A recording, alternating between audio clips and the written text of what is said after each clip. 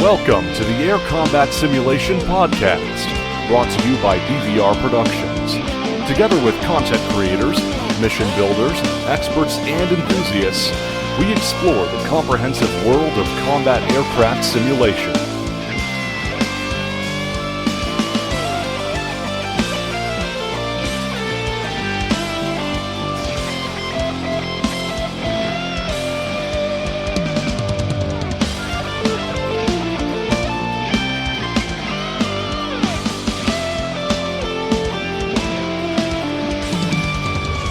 Finish off with this part about let's call it DCS development. I'll make a bunch of you questions together.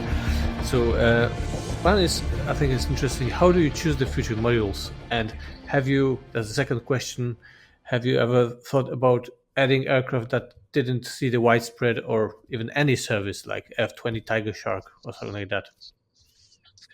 So as far as new modules, a lot of it is it's user input, what users want to see, but it also comes down to availability of documentation, of information, and how well we think it's going to sell. I mean, how well is a Tiger Shark going to sell? How well is an Arrow going to sell? How much information is out there? How many subject matter experts are still available to talk about it? How much information is available to make that module? So it has to be a balance of, can we do it? Do we have enough information to do it? Is it going to sell? And again, private contracts will come into that as well. The Yak 52 was born from private. This is not something that we would have looked at doing normally, but we did it, and they made it available anyways, so it's there. So it's just all those things combined, and then we pick the best bet, and what's going to push DCS forward. What we're limited to. And what about the maps? There's a question, which will be the next payware map from ED or third party? I cannot answer that. I don't know that it's been talked about yet. I know that we're still working on polishing up the channel map. We've got the free map coming up that's still, we just entered into internal testing on that. So I think the focus right now is on those two. I am sure that there's plans in there for future maps. I just don't know them yet, and I'm not sure where we're going next. All right. Mm-hmm. And then, we have some module-specific questions, so we can go quickly through them, I hope. Yeah. Some questions about F-18. So, will the Hornet ever be able to carry true max amount of chaff? I believe that's been addressed, and I believe that's yes. I believe that's going to be changed. I don't have a timeline on that, but I know that that's something that's been kicked around the forums for a long time, and I don't know what the reasoning behind not having it fixed yet. I don't know if they needed to confirm the information, but as far as I know, that's going to increase. Cool. And will we see the F-18 out of early access with 2.7? That is the plan. It'll go into product sustainment, so it doesn't mean it's done development, but it will probably swap roles with the Viper, and the Viper will probably start seeing more action and updates like the F-18 does now. I know there's some big features coming for the Hornet that I think they're trying to get out. And I know that Matt's been doing some videos, so I think that they're trying to get those out with 2.7. I mean, everything's subject to change, right? So yep. The plan is to do that. But yeah, that's the plan right now, to get it out of early access and into sustainment. So. Okay. And what about Super Carrier? Because there was also quite a few things promised with the ready room and the handlers that Matt mentioned. Any timeline for that? I don't have a timeline. I know that I see updates on those all the time internally. The stuff that they're planning on doing with the ready room and that are kind of new to DCS, so they're going to take some time. The interaction with the ready room and things like that, it's not just going to be a 3D model that you sit in. I think there's going to be some cool stuff in there. So I think it's just taking time. And again, it's a new, like the super carrier in general. It's something new to DCS, and it's just taking time to get there. But I'm hoping we'll have an update soon. I think we have one planned in the next couple of newsletters, so hopefully we'll see some more information on that. I have a random question for you. Sure. On the whole new to DCS thing. This has always been a question I've never asked, and I'd always wanted to. Do you guys have plans at all to add like hand animations that you would normally see pilots use to each other while in formation, rather than having voice comms? I think because we're doing you've seen the videos on the new character animation and things like that, right? Especially with the super just the super carrier. Yeah, I know that we have new ways of capturing animation, and I know we're trying to improve things like infantry and stuff like that. So I don't know that I've heard specific plans, but I would think that if that's something that's popular with the community, and I mean it's known to be used. Even World War II, I think they used hand gestures too. But I think that would be really cool to get done. And sorry, go ahead. We'll get a petition going so we can move to the top. Do it. I mean, if there's anything wish list and you guys really want it, and you think it's big in the community, get it, make noise, and make sure I see it. And I will, if it's big enough. I mean, if it's 3 people's Jabber and his 2 aliases making the content, then I've it will be. Yeah. I can do at least 12. Yeah, so right, Jabbers. Yeah, but if there's a big demand for it, I will pass it along to Nick. I will pass it along to the team, and I'll say, look, guys want this because there's something we can do. Right. You will not probably be allowed to flip the bird at everybody in multiplayer, but we could probably get something going. So. Easter eggs are always yeah.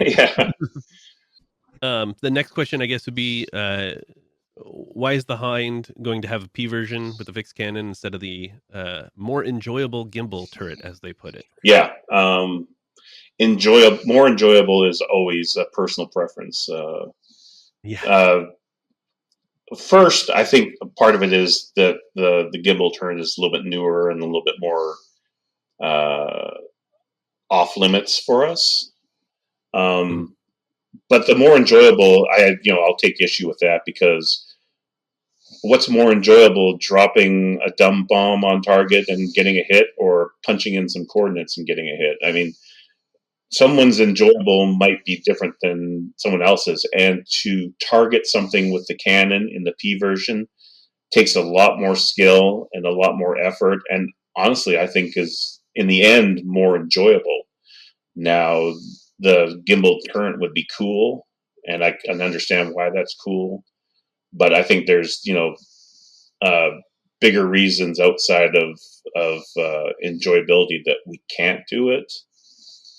But I think that people will really enjoy sitting in the hind cockpit, targeting things with that fixed cannon. I think a lot of people will have a lot of fun with that for sure.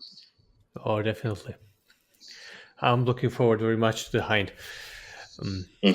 Let me now throw you 3. I mean, there's 3 questions about possible future models, so I just throw the names there. One is Tornado, surprise. The other one is Rafale version F2, and the third one is Messerschmitt 262. Yeah, so Tornado, everyone wants that. Is that a good answer? I think the Tornado one was Tornado when, with 3 question marks. Yeah. It was. Well, actually, I was talking about Nick, and I said because they said it was 30% of the Earth population want it. Yeah, exactly. Yeah. When we get the user base to be 30% of the Earth population, then we'll do the Tornado. Yeah, for sure. So you guys started at 25%. Yeah. No, I don't know. I know that it's popular, and I know that that people want it. I just don't know what the availability of data is on it. A lot of times we want to do it, but the company that makes it or the government that owns it do not want us to do it. So it's hard to say. I mean, we know that it's popular. Same with Raphael. I mean, the French want us to do it. The French government, maybe not so much. So it's tough to say. We know that they're popular, and we know that people want it. And if it's something that we can do down the road, then yeah, we could do it. So a big fat maybe, right? The 262 would be really cool. I mean, the 262 is like the grandfather of jets. Like it's the grandpa of the MiG-15 and the F-86. Like it would be cool to fly the very first jet. I don't know if it'll be a lot of fun to have it modeled accurately, because they had a lot of engine problems and they got shot down a lot when they're gliding back to base on no fuel. So I don't know how much fun the 262 would be. And I would ask anyone that wanted the 262, would you trade the 262 for the Hellcat? One of Nick Gray's most favorite aircraft, one of the highest kill ratio aircraft in World War II, and really pretty looking in the Pacific. Who would rather have that over the 262? So, I mean, it's hard to say, right? I mean, I don't know that the 262 would be as popular as people would think it would be. It certainly wouldn't be as good as people have seen it in older games, I think. So, does that mean we're getting a Hellcat? Nick really loves the Hellcat, and Nick owns the company. So, yeah, he even told me when we were going over these questions, I really like the Hellcat. And I said, okay. When I said, do you think we'll do the 262? I really like the Hellcat. So, I mean, there's so many interesting planes to do in World War II. Again, like I said, I would love to have the experience of flying the 262 and all its glory or lack of glory that it had during World War II. But then again, I'd like to be dancing with Zeros with a Hellcat as well. So it's tough to say. So I mean, the 262 has, it's kind of one of those things where we almost have to do it, but I don't know when and where it'll show up. So, well, just when you look at, and maybe you can't answer this question, when you start looking at data to try to justify or make a business justification for a particular aircraft. Now, obviously, Nick owns a company, and if he likes the Hellcat, and it's fantastic. What other data points do you guys look at besides, is it certainly there's probably a community vector that you look at? Are there other? Oh, for sure. I mean, we have to look at what users want and what, sometimes it's a little bit of a guessing game because the most vocal players, the most vocal players will make themselves heard the most, right? Not the most.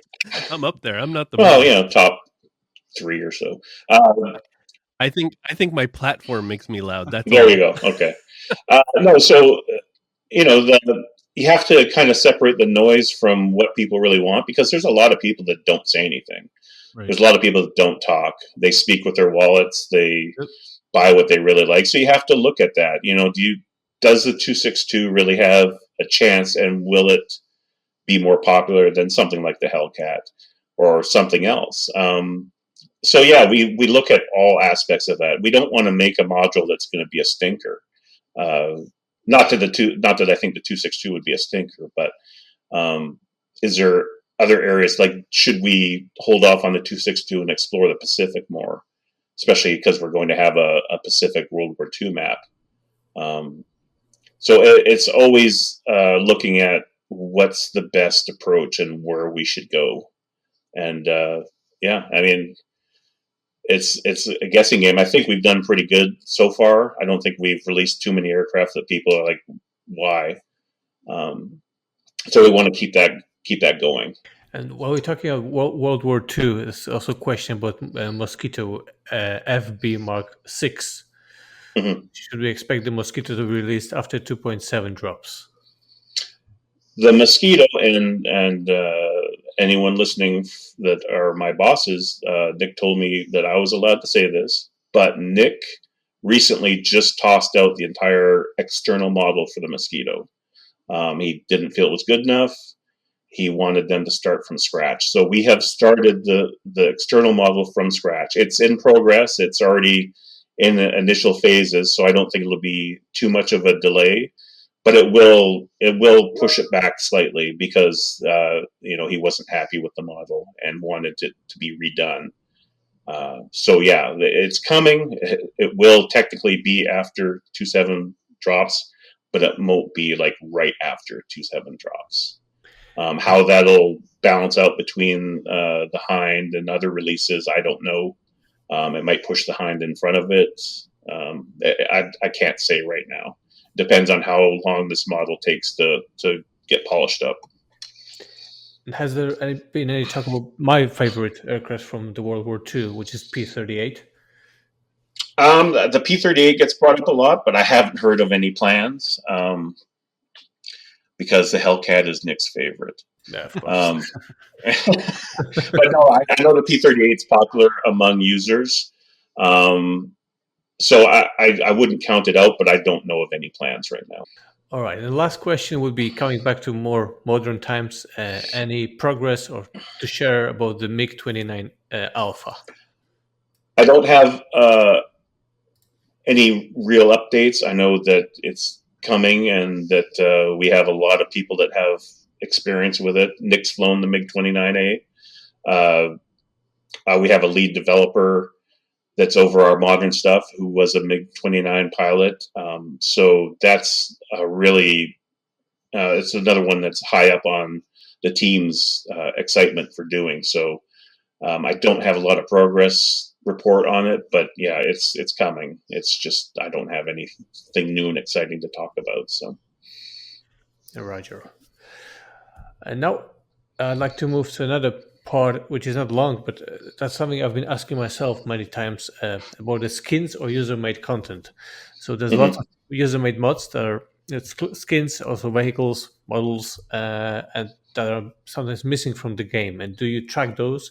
And what's the policy about making those part of the official DCS? Like I think the French back mode was added like that.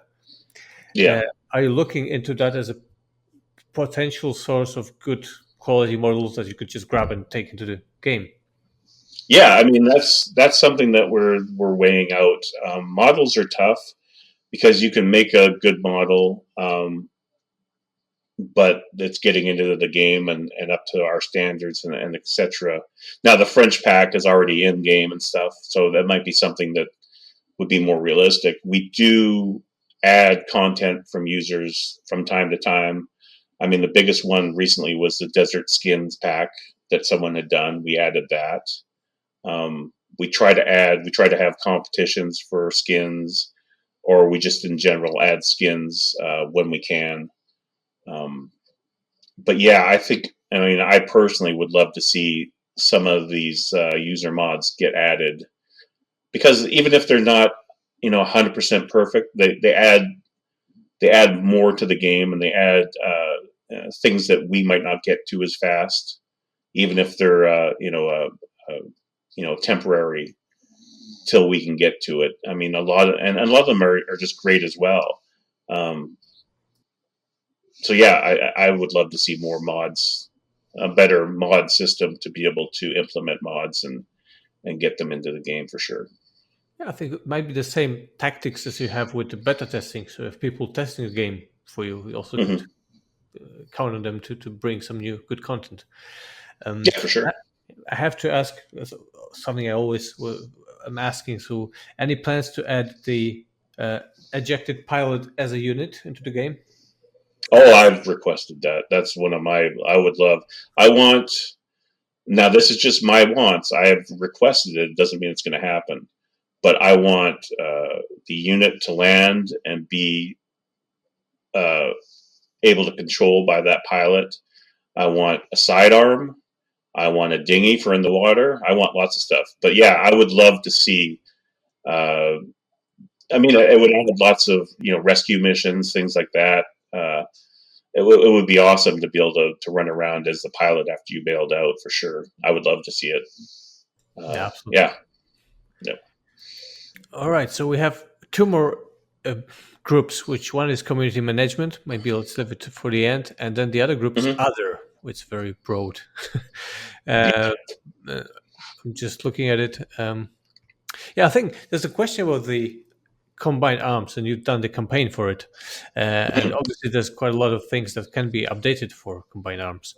Yes. The question is, do we have to wait for a third party to issue a contract for an improved combined arms module to get any features for it? Or is there any work going behind the scenes now on the whole thing? Yeah, so World War II and combined arms are I love those two aspects, and I would love to see them completely pushed, beyond where they are now. No, we don't have to wait for a third party to be contracted. It would be awesome if a third party came on and said, we want to take combined arms and blow it up. But no, we will, and we see minor stuff here and there. I have some big things I'd like to see added to it. But yeah, for sure, it's something that we want to get back to. It's just, it's a matter of manpower and hours in the day to get there. But we do try to make improvements when we can. I see that they ask about infantry, how it reacts. We're working on infantry animation and maybe hoping to get that a little bit better and maybe get firefights to look a little bit better. So there's stuff going on, but it just takes time. Yes, so many aspects and angles to everything. Yeah. Next one, unrelated, but you can expect that as this is the other category. Plans to update stores drag values across the board, as well as flight models or flight model issues of older modules. Oh yeah, older modules will always get attention if they need it.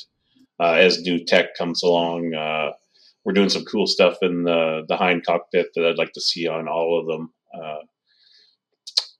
Updated stores. I know the A10 had an issue and we caught it and we got it fixed. I know that there's been other modules that have the same or similar issues that we're fixing. Yeah, I mean, if we ever find a bug with an older module, we certainly want to fix it. How fast it gets fixed, just again, it's hours in the day, manpower, and all that. But yeah, we certainly want to make sure that our older stuff keeps up with our newer stuff for sure.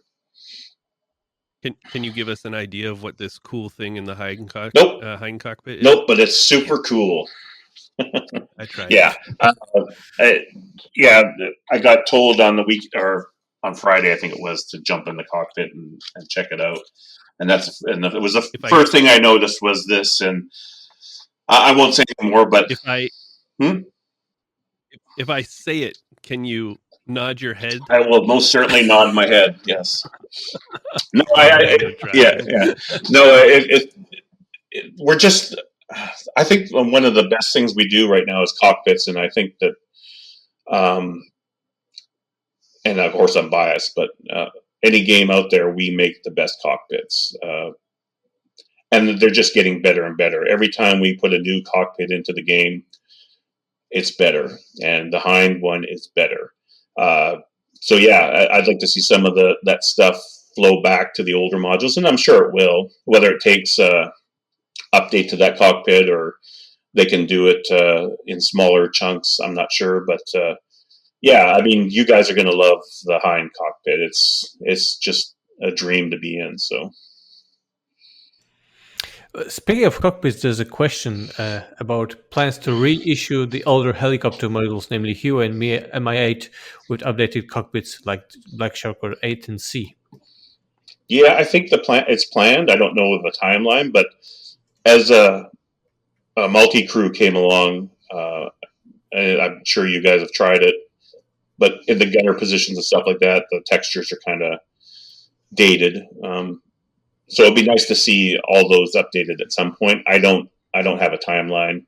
I know that we always want to keep our 3D models and cockpits up there looking as good as they possibly can. So eventually everything will be redone. I believe everything will be redone at some point. It just takes time. It's a lot of work to model a cockpit. Most of the time I think they start from scratch. So it takes a lot of time. But yeah, I think we'll get there. Same with external models. So All right, and so now a few questions about multiplayer. These are a bit different categories, but one is about in-game voice comms. How are they coming along? So, is there any chance we might see this year a new iteration with radio sound effects, frequencies, etc., for the multiplayer? yeah, I know that it's active development. I don't know when the new stuff will be coming out. I think the push right now is just 2.7 and getting that out. Hopefully, as little bumps as possible. Um, but yeah, the voice chat stuff should be coming soon, I believe. I'm looking forward to it too. It'd be nice to have one built in, but it's hard to compete right now with the third party one because they've been doing it for a while and they've done a really good job. So having one built in would be nice, but it'll take a little bit of time to get there for sure. There's also a question about general radio functionality and radio signal propagation simulation in DCS. What will be new ATC, voice and game radio integration, unit group com data link simulation, etc., etc. So, things like that are they planned or worked on? Well, obviously the new ATC is coming. I don't know much about the rest of it. I know that there's improvements on a lot of this stuff. I know INS needs to get some love, and I believe that's planned. I know that Data Link will benefit from some of that stuff. So I want to say that most of that will be looked at some point, but I have no idea when or where. But then obviously the new ATC will probably open up avenues of other things to get looked at and addressed as well. So. And also there's another one on that would be AI radio communications with our AWACS, JSTAR, etc. But that's separate from ATC, but I guess that's also looked at some point for the future. Yeah, I would think. I'm assuming right now it'll be separate, but I would have to believe that would have to follow fairly close behind ATC because it would be very jarring to go from a very complex version to a very simple AWACS. So I would think that that's on the roadmap somewhere. But again, I don't. I mean, all I know about right now is ATC. So. All right, and then I think we have covered everything from the comms basket. I got one about multiplayer that I think about every once in a while. Do you guys have any plans to do? I mean, a lot of my gameplay for DCS is I'd say it's like 99% multiplayer. So I always have these thoughts where I'm like, oh man, this would be so much better. But mod management or skin management for multiplayer servers. Have you guys ever thought or discussed doing something where if I join a server and that server has these skins or these mods, then it would download it and install it on my machine so that I could play it rather than having to go find it and install it myself? Yes. Is it in the right direction? I'm gonna leave it there. But yeah, so and that goes back to that question about better supporting mods and things like that. I was involved with iRacing for a long time, and they've had a really cool third-party skin management for a long time, and I think maybe IL2 has something similar now. I would love to see something like that for DCS for skins, but like even like Arma, same kind of thing. Yeah, I mean, it would be cool. So it's been talked about. I don't know where it's at or what's going on. I'm not involved in that project, but I know that it's on the minds of everyone because we understand that the mod community is pretty strong and they do a lot of good work, and it would be nice to support them. And we can't add all these skins and things to the game, the core game, because it's already, getting so bloated. I mean, now we're going to have 2 free maps where we're talking about the ability to choose which ones get installed and things like that. So all of that's being looked at as the core game itself increases, continuing to support stuff like that, but keep the core size, fairly reasonable. So Let me come back. We talked about the AI in the beginning, so there was this comment about abysmal AI, which you mentioned or you talked about. But the question is, I understand that this is also something pretty high on the agenda. Like there's been lots of, at least for some of the campaigns, where you told your AI wingman to do something, the reply would be enable RTB or something like that. So they not always yeah, do what they're told to do. yeah. So first, I mean, again, I'll address the abysmal thing. I mean, and when I was going over these with Nick, he felt the same, that is it really abysmal? I mean, abysmal to me means that the AI in the game doesn't work at all, and that's just, I mean, I'm sorry, that's just not the case. I would say in 9 times out of 10, it's just frustrating to deal with, and that's part of the reason I only play multiplayer. Yeah, so there's improvements that need to be made. I honestly, with my testing with the damage wall and stuff, I've had some great fights with the AI.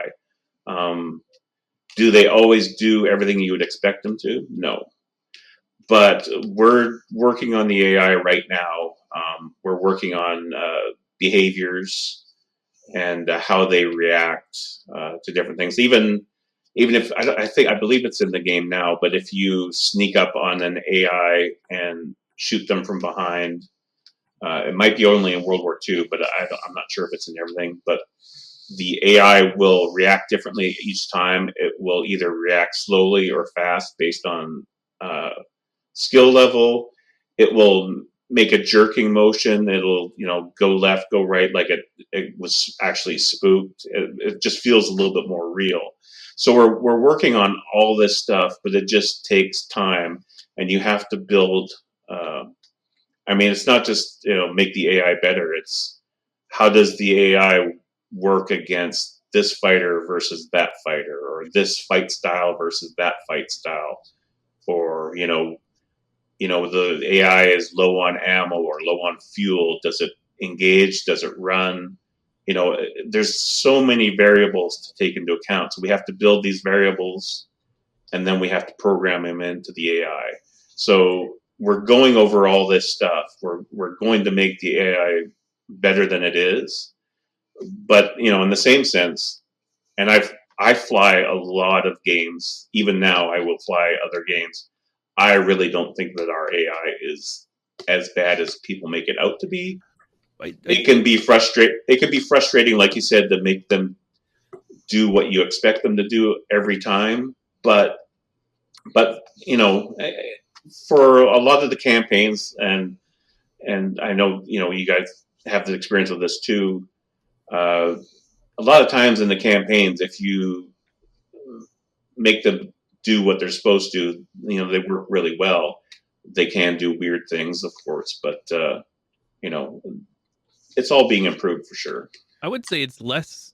Well, again, multiplayer perspective, but when I do play single player, I think that maybe Nick's personal reaction and yours maybe as well. I don't know your gameplay style, but I would assume that Nick plays more World War II stuff because that seems to be what he likes than modern stuff. But I do the opposite. So I play a lot of modern stuff and not very much World War II stuff. And from my perspective is the AI always does the same crap, and it does it in an unrealistic fashion in that the modern AI has incredible SA. You can shoot a missile from behind them and they flare instantly, even though no one would ever have been able to see that. And there's no, warning system that should have alerted them. They notch perfectly, even without seeing the missile. They go into a notch before the missile should have even indicated that it was tracking to them. There's all these little things. You do some BFM with a modern airplane, and all it does is go vertical, and it goes vertical in ways you can't even in the same airplane. And I personally think that's because the AI flight model is simplified and doesn't use all the same data that is provided in the EFM stuff or the AFM or the Yeah, PFM. it's less about the FM. It's more about just what the AI is capable of doing. And Well, I guess I mean that from a flight model perspective, because I've seen even yeah, in World War II, you can go vertical with a plane, and when they kick over to the apex of the vertical flight and start to transition, they flip over like a movie scene and shoot you in the face. yeah, Like I have a clip yeah, of that, and I've seen it happen so many times. It's yeah, it's just things that you're 100% not able to do, but now you have to fight an opponent that can do it all the time, and yeah, I think that's the frustrating part for yeah. me. You know, And I agree that there's times where the AI is too good, and but making them not too good is more difficult than well, it's it a can hard seem. problem to Yeah, solve. I 100% agree. yeah, I'm yeah, not saying this should be an easy thing at all. I'm just saying yeah, this is the frustration. And it's why I don't play single player stuff. I just yeah. I can't deal with it. Like I have a clip on YouTube where I was refueling um it's on Twitch or whatever, but I was refueling uh playing the DCS Liberation campaign, and I'm air to air refueling, and an F-15 came up behind me and tried to refuel while I was in the slot and just destroyed me. Well, obviously, it wasn't your turn, so It was. It was. I mean, how So dare just That you be just happens. there? little So That happens. it's little things like that that make me think, like, what if, uh, and I think I brought this up with Baltic when that happened, you know, how does he deal with that in, you know, his campaigns if you're gonna go to air refuel?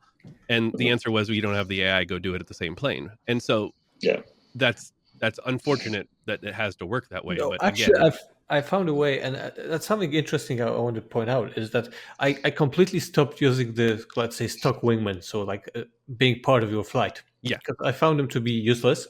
But then when I employ wingmen who are separate flight, but I just use separate commands to command them through F10 or whatever, they are fantastic. They really do what I wanted to do, and will do what player wants them to do. They have less options to choose from, but it works. So the problem is not with the AI that is incapable of doing things. It's just about probably how it's structured within the, I don't know, within the game, and that gives me hope that the stock AI wingman will also get better at some point.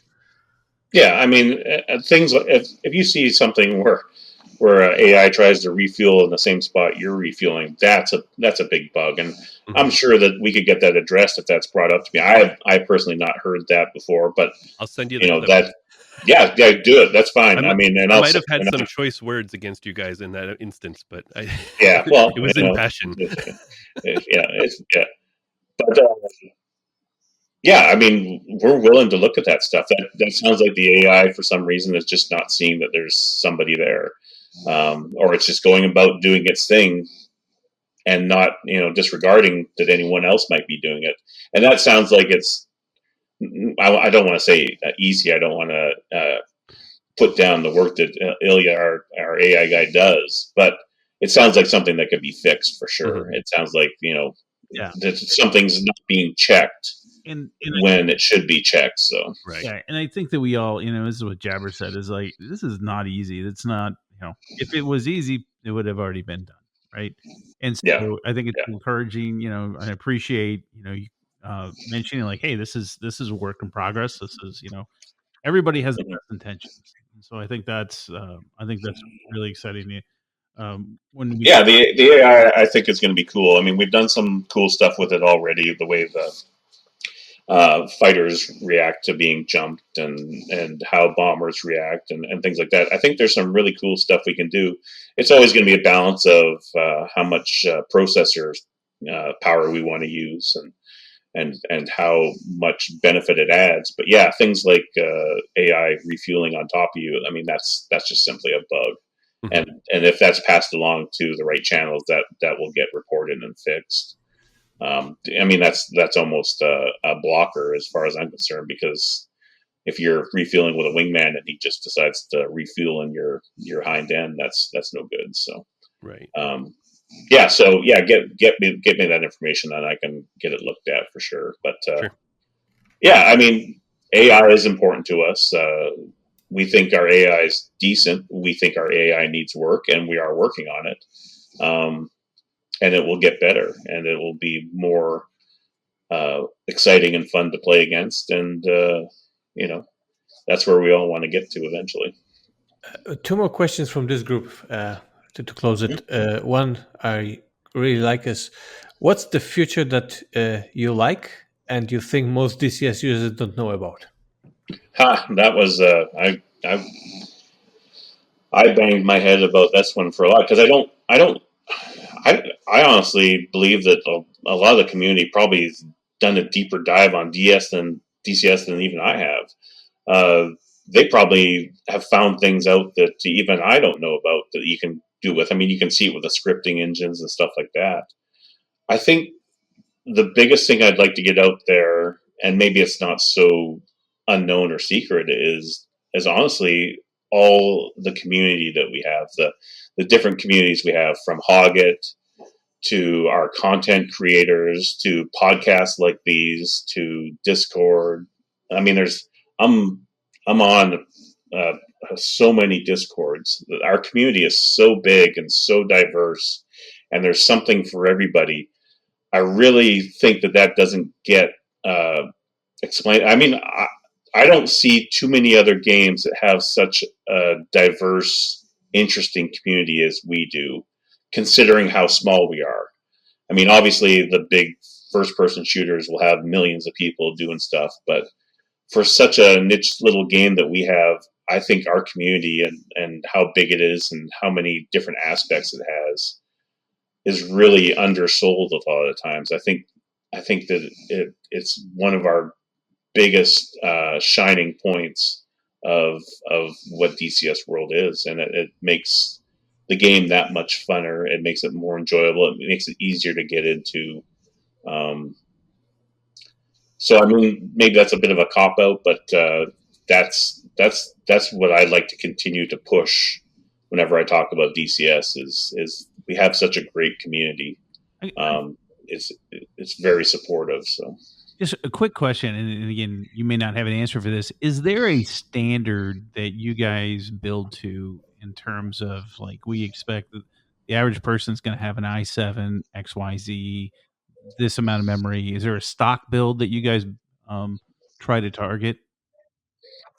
I know that we cover a number of different computers. We have lower end, we have high end, we have mid range. I don't know, and I think that's a tough thing with all flight simulators.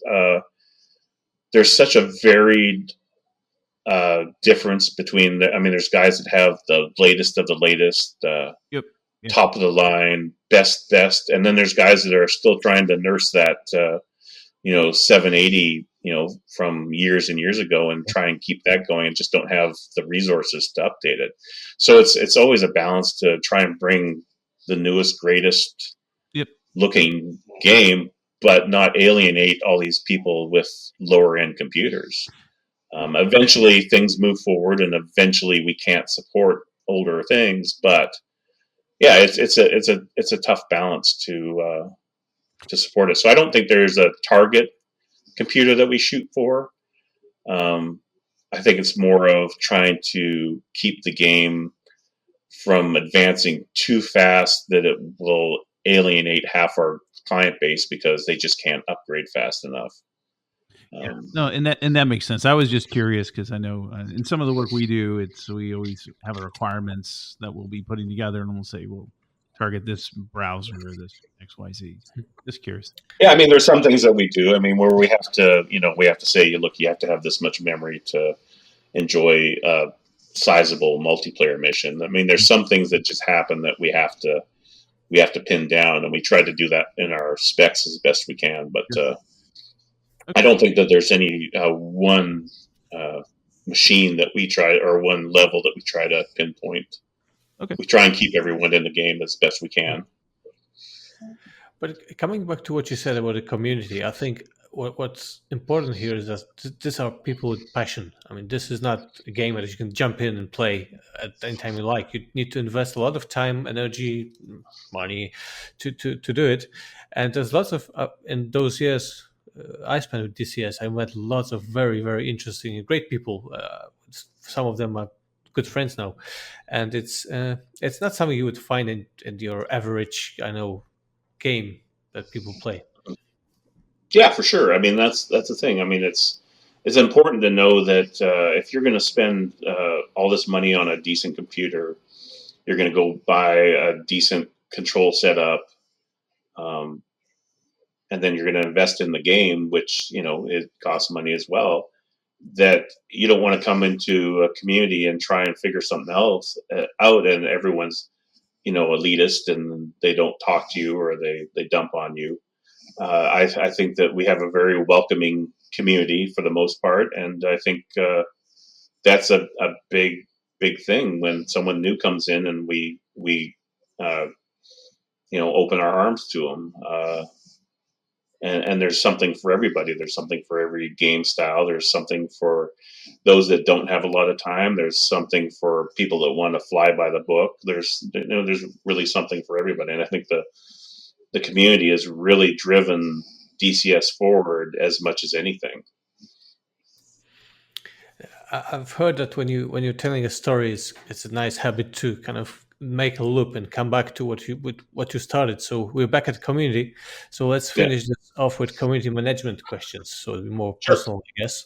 And so first is, how do you personally deal with the stress of being the link between the ED and the community? And this example here is the 256 and Viper launch as a challenging example for, quote, your mental health. Yeah, well, first I mute jabbers, and that makes me a lot healthier. So, no, you know what? There's always going to be bumps in the road, and 2.56 was a bump. The Viper launch was a bump. We've had other bumps, and it goes back to what I talked about when I first became a moderator. Is do I want it to be me versus you guys, or do I want it to be, hey, I'm in this with you guys, and we need to get this fixed, and that's the approach I take. Have you evolved your approach over time? Have you evolved your? Oh yeah, and there'll be plenty of people out there that'll be quick to tell you that that's the truth. That I was, there's some people that didn't like me in the past, and you know what? I did some stuff personally because I'm a very sarcastic person. You can ask my wife that if you like. I'm very snappy with comebacks, and sometimes I let those fire when I shouldn't have, and it wasn't appropriate, and I dug my own holes there. So yeah, I've changed my aspect. I've changed my look on it. Looking at I'm one of you guys realistically, and I tell that to the team too. I say, when I come to you with a problem that you don't think is important, I'm bringing it to you because it is important to the users. It is important to people out there. So, what I say should be taken as the voice of the community. So, yeah, it's dealing with the team and making them see. And Nick has helped out a lot with this. Is making sure that my voice gets heard too, that I'm, that me and Scott are speaking for the community, and that things get conveyed. So when there's a problem like the Viper or 2.56, we can come back to them and say, look, this was, this was pretty rough. We were, full flak vest this weekend, and we got hit pretty hard. We gotta, make sure that we don't do this again, or make sure that we improve. And I think we've improved from 2.56. The Viper, we haven't done any major early access yet to prove that we fixed that, but I think that, people will be happy with the Hind and that. I think they're happy with the P-47, but it is World War II, so it's a little bit easier to do an early access with World War II stuff. So not as many moving parts. But yeah, so as far as the stress goes, it's all on me. It's how I approach the community. It's how I engage the community. It's how I want to have people perceive me. If I want to be stressed out, then I can go be a jerk on Hoggit or on Discord and get people pissed off at me, and then I'll have lots of stress.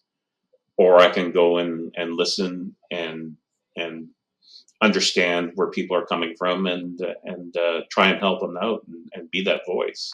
Do you do And you do you drink more now in responding? Sleep no, less. yeah. Well, the sleep thing is a whole different thing, but that's not stress. That's just because I don't know when to go to bed. So um, there's always one more thing to check out. So There's a question here about how do you deal with people sending you messages in the middle of the night? But that's well, I just sleep through them, right? So yeah, when I'm not awake, I'm not awake. That's nice because Scott's in the UK, so he covers a little bit better a different time than I do. So if someone sends me the message in the middle of the night, if you mean in the evenings when I'm not supposed to be working, well, I just answer it if I have time, if I'm available. Um, I do leave some messages sit for a bit if I'm not available, but I try and get back to everything when I can. A lot of times overnight, Scott will have gotten to it before I can, anyways. So it's a nice coverage we have right now. So um, the messages aren't too bad. I don't get a lot of. I shouldn't say I get a lot of messages, but managing them is not been too bad. yeah, it's the joys of working with people from all around the world. Well, yeah, that's the thing. I mean, I got if I have a stat holiday one day, it doesn't mean a lot because nobody else in the world has that stat holiday. So, I'm working when I can, where I can, and it's just a matter of balancing it all out. And sometimes I have to get up and walk away from the screen and just take a breath, and it's really not that bad. Like I said, it's my making. How difficult do I want this job to be, and how difficult do I want it to be to deal with people, and choosing the right answer, right? So I also have a question, like a direct question from other Canadian, from Chuck O, who I think he's done a lot to the community. yes, very much. We all know. And the question is, I quote, Chuck asks about Mosi, unquote. The Mossy, the mosquito. I know, that's what he said. And he said you'll know what it's about. What is it? What does he want to know about it? Because he asks me questions. He asks me questions all the time, and he needs this. It's a mosquito. Okay, so you answered about mosquito before. All right. Yeah. So we've answered that. We've answered that. I know that the World War II guys are very excited for the mosquito, and I know Chuck is very excited about it too, and he's already starting to work on his guide for it. And I love Chuck's guides. I will reference Chuck's guides from time to time too, because they're just great. They're easy to read, and they're graphical, and I really like them. So yeah, Chuck's great. He asks lots of questions about World War II. He's excited about World War II, and it's great that we've got people like that are excited, so excited about DCS that they do stuff on their own time to make it better. So yeah, he's done an amazing job for the whole community. That's true. Yeah, for sure. All right, I think there's some other questions, but I think you've covered them already. So one I think I'll quote is, I'll put it in the other, I don't know why, but thank you for your time and excellent community service. Well, I appreciate, people, someone somewhere thinking I was interested enough to talk to me, and I appreciate the support that we get now. I mean, like I said, it's been a big turnaround in the community, how we're perceived and how we get along with people, and it's great. And I do think I have a lot of friends in the community now, and it's we appreciate everything that everyone does, even if we don't always show it right away or to the degree that it needs to be. I appreciate everything. Yeah, well, we definitely appreciate you coming on. That was very interesting, getting your point of view on everything. So we appreciate that. Yeah, I'm glad. I wasn't sure. Like I said, I think at first we kind of turned this down because I honestly didn't think it would be interesting to anyone. So I'm glad that you guys thought it was interesting. We'll see. See how everyone enjoys it, and maybe we'll do it again sometime for sure. Judging by the number of questions, people definitely think it will be interesting, and it was. Yeah. This is one of the longer. Yeah. This is one of the longer podcasts. It is, and I'm glad that you were able to answer a lot of those questions, because when they started asking them, my initial intent or thought on this podcast was going to be like, let's talk about you and your job and what you do, and then everybody was like, when's this coming out? When's this? I was like, that's not exactly what we were looking for. And I said originally that I wouldn't touch development questions, and half of it's development questions, and that's why I talked to Nick. I said, what can I talk about here and there, and obviously I can't talk about as much as Matt or Nick or Kate can talk about, but hopefully I gave you guys enough to see. I think it was a lot of good stuff for sure. Yeah, I mean, most of it's already out there and available. I mean, I think the biggest thing was the external model on the Mosquito that's kind of been restarted, but other than that, not forget about that Hellcat mention. Heck yeah, the Hellcat. Nick loves the Hellcat. Yeah. Yes. I don't think I knew that Nick loved the Hellcat before this. So. Yes, there's going to be some T-shirts. That will be the catchphrase for a little while. But yeah. So the memes. Yeah. All right. Thank you very much for your time, and looking forward to see you again sometime with some more questions from the community. I would love it. See you around. We'll be in touch, I'm sure. Okay, sounds good. See you guys.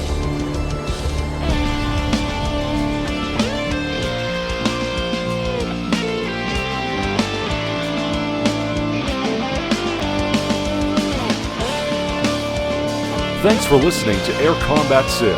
Don't forget to subscribe or tell a friend about it. You have a question, idea for an episode, or a special guest you'd like us to invite? Feel free to reach out on Facebook, Discord, or via email. Air Combat Civ was brought to you by DVR Productions.